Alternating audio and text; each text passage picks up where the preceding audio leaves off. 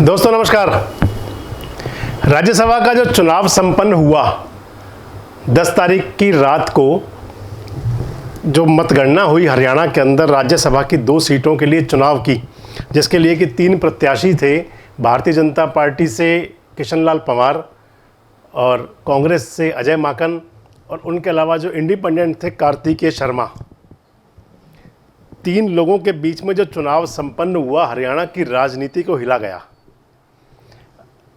दोस्तों, जो मतदान हुआ 90 सदस्यीय विधानसभा के अंदर, जिसमें कि 89 लोगों ने मतदान किया, 89 विधायकों ने। बलराज कुंडू ऐसे विधायक रहे जिन्होंने कि अपनी वोट नहीं डाली, लेकिन कांग्रेस के लिए यह चुनाव एक तरह से कहें तो एक बार फिर परीक्षा की घड़ी बन गया। कांग्रेस के अंदर जो पहले कभी फूट की बात चलती रही है, जिसे बाद में यह कहकर समझा गया कि संभवतः जो चौधरी उदय भान प्रदेश अध्यक्ष बनाए गए, शायद इसके बाद वो शांत हो जाए, लेकिन वो आग जो भड़की थी कांग्रेस के अंदर, वो एक शोले के रूप में सामने आई और उस चुनाव का सबसे बड़ा जो खामियाजा भुगतना पड़ा कांग्रेस को, अपनी एक सीट गंवाकर भुगतना पड़ा। और जो कांग्रेस की फूट थी वो एक बार फिर सड़कों पर है, और उसका जो परिणाम है जो अभी तक का, वो ये है कि कुलदीप बिश्नोई, जिन्होंने कि इस चुनाव से पहले से ही एक रट लगा रखी थी कि जब तक राहुल गांधी बात नहीं करेंगे तब तक निर्णय नहीं करूंगा, और उन्होंने इस राज्यसभा चुनाव में राहुल गांधी से बिना बात किए अपना निर्णय कर लिया। पहले कांग्रेस के जो सुप्रीमो राहुल गांधी कुलदीप बिश्नोई को टाइम नहीं दे रहे थे, और बाद में कुलदीप बिश्नोई ने एक तरह से कहे तो राहुल गांधी को टाइम नहीं दिया। और उस सब की जो परिणति हुई वो यह हुई कि अजय माकन चुनाव हार गए। चुनाव टेक्निकली हारे।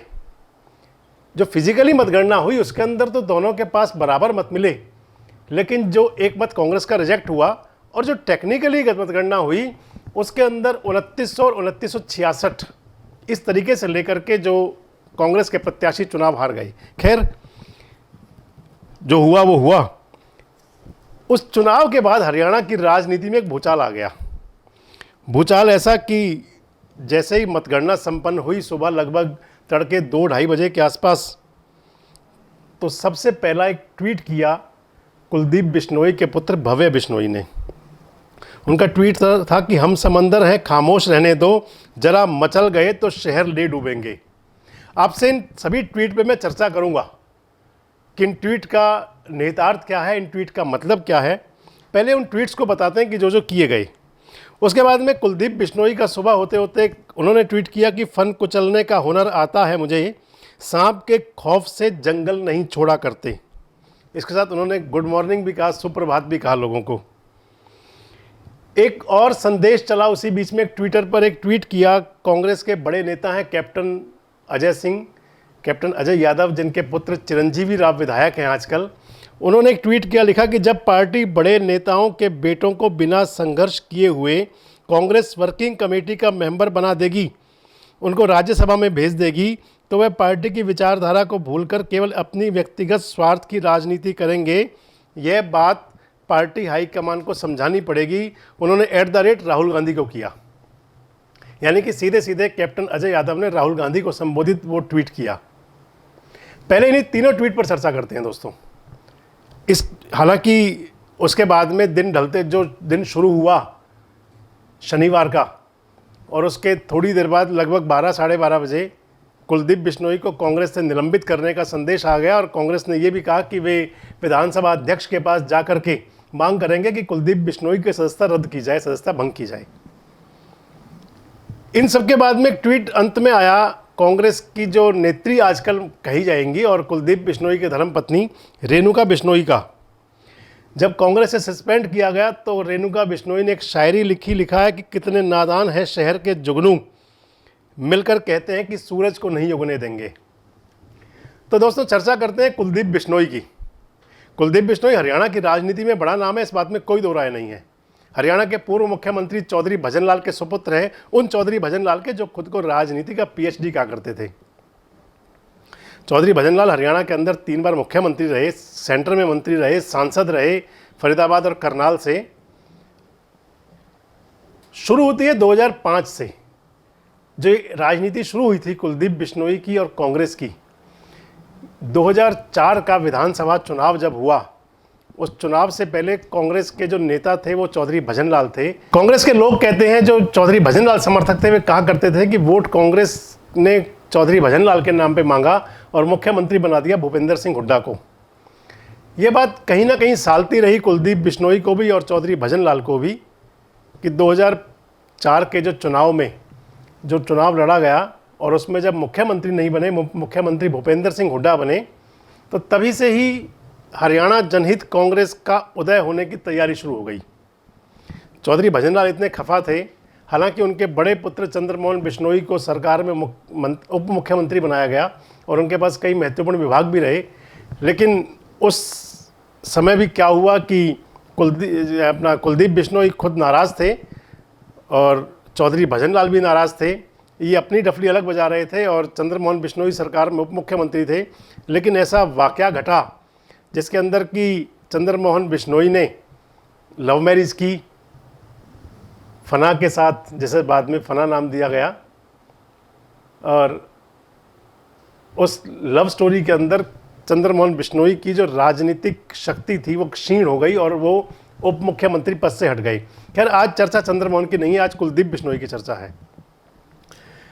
2007 में चौधरी भजनलाल ने दिसंबर 2007 में हरियाणा जनहित कांग्रेस बनाई और उस कांग्रेस के जो सर्वे सर्वा बने, हालांकि उसके अध्यक्ष तो चौधरी भजनलाल थे, लेकिन जो फेस थे, जो चेहरा थे, जो मुखड़ा थे, वो कुलदीप बिश्नोई थे।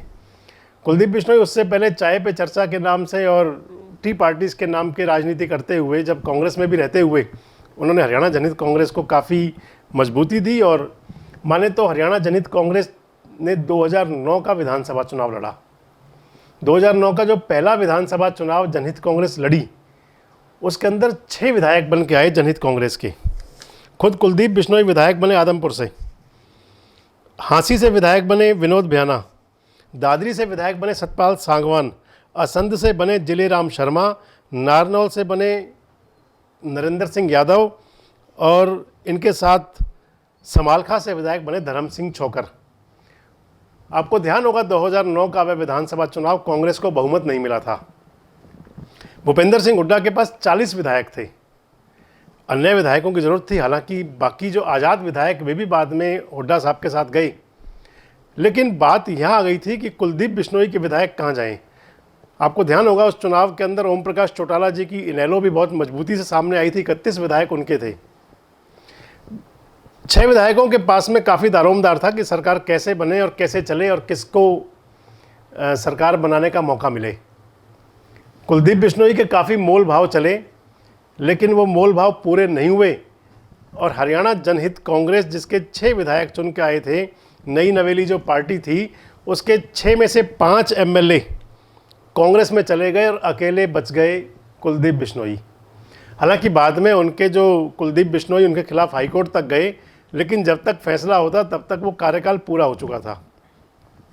2014 का विधानसभा चुनाव आया, उसके अंदर कुलदीप बिश्नोई का भारतीय जनता पार्टी से पहले समझौते की बात चली।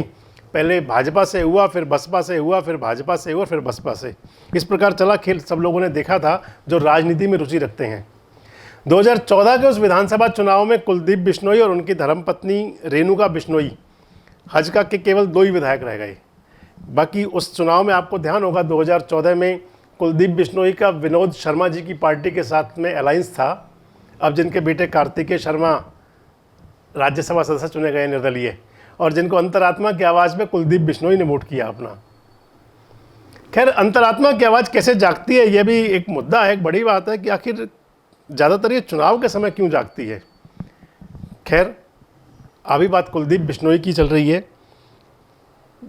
2014 के चुनाव में जो 2 विधायक आए विधानसभा के अंदर, एक दंपति जो विधायक बना वे कुलदीप बिश्नोई और रेणुका बिश्नोई थे। लेकिन 2016 आते आते आपको ध्यान होगा कि 2014 में हरियाणा के अंदर भारतीय जनता पार्टी की सरकार बन गई, मनोहर लाल खट्टर मुख्यमंत्री हुए। कुलदीप बिश्नोई और रेणुका बिश्नोई अपनी पार्टी को हजगा को मर्ज कर लिया उन्होंने कांग्रेस के अंदर, और 2016 से माने तो उन लोगों को लगता था, कुलदीप बिश्नोई कहीं ना कहीं आभास होता था कि उन्हें जल्दी ही ताकत मिलेगी। हालांकि वो समय आया नहीं। जब अशोक तंवर अध्यक्ष पद से हटे तो नंबर आ गया शैलजा का, और जब शैलजा अध्यक्ष पद से हटी तो अब नंबर आ गया उदयभान का। चौधरी उदयभान के अध्यक्ष बनने के बाद कुलदीप बिश्नोई बहुत तिलमिलाए हुए थे, बहुत परेशान थे। उन्होंने बड़ा स्पष्ट कह दिया था कि जब तक राहुल गांधी बात नहीं करेंगे तब तक वे सामने नहीं आएंगे, तब तक वे अपना पक्ष स्पष्ट नहीं करेंगे।